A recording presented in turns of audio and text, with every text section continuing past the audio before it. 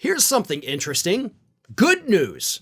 I know we're not used to having good news. Everything really seems to be in a state of constant doom and gloom, but a new poll has come out and it shows that 53% of the American public is totally okay, and a good number of those people actually want this to happen, but at least 53% of the public is totally okay if the United States Supreme Court says that Donald Trump is ineligible to run for office, to be on any ballots, due to his violation of Section 3 of the 14th Amendment.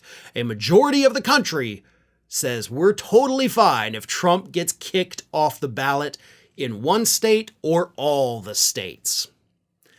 And as if that wasn't bad enough, in this very same poll, 56%, another majority of American voters, said that they actually support the criminal charges against Donald Trump. And this is actually a fairly reliable poll, only a 2.5% margin of error. And as I've said 100 times, remember that old rule, if the margin of error is greater than 3%, that is typically, in the eyes of actual political scientists, viewed as a non-reliable poll. So this one meets that threshold. It's below it, 2.5% margin of error, majority of people cool with Trump being kicked off, and they support the criminal charges against him. Now, normally, I don't like to just sit here and talk about polls, because polls change, things like that. But the reason I want to talk about this one is because this information in this new poll doesn't square with the information from some of those other polls that show, oh, Donald Trump is running away with it. He's going to crush Biden. He's beating him with the younger generation, even though he's actually not. Okay. How do you square that? Like Trump on a national level beats Biden, okay? But then at the same time, a majority of voters say we want him kicked off the ballot. A majority of voters say we want him criminally charged and we support the charges against him. We think that this is right and fair.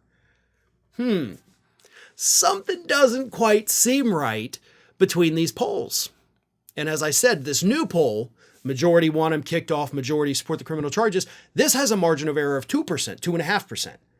Now, those other ones that are showing Donald Trump beating President Biden on the national level, those have margins of error sometimes up to 6%, which is huge. And again, in the eyes of political scientists, because we're taught that anything over 3% is not reliable, so 6%, more than double the bottom line, barely reliable. So I'm going to go with this one.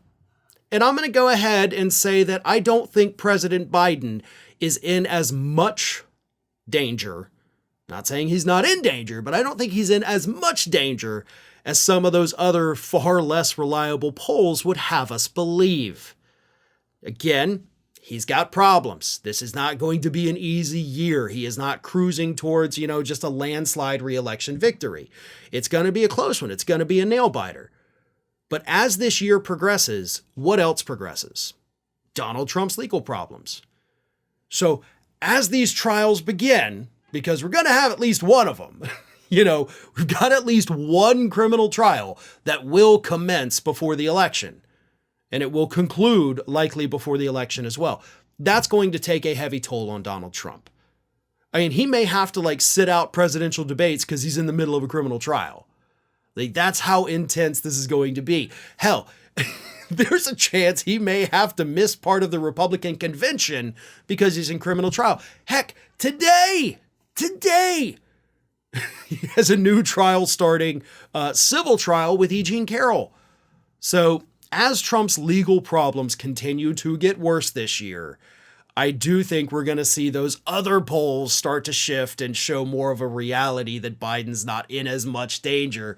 Again, not saying he's totally in the clear. He's got big problems. But these other polls, the more reliable ones, show that Donald Trump clearly has far more hurdles towards his electability than President Biden does. Hi, everyone. This here is little Athena. And Athena would like to know why you haven't subscribed to Fair and Balanced yet. So please, don't let Athena down. Subscribe today.